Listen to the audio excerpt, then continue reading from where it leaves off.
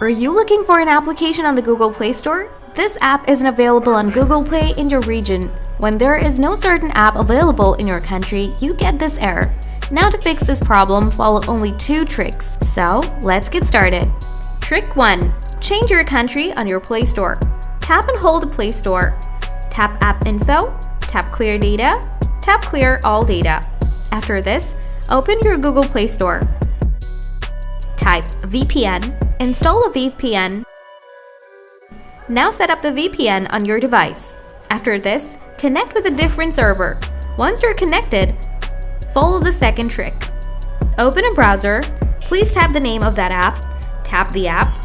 Now install from here. After this, it'll allow you to install that app on your device. Now, if you still have any questions, please ask me in the comment section. Thanks for watching.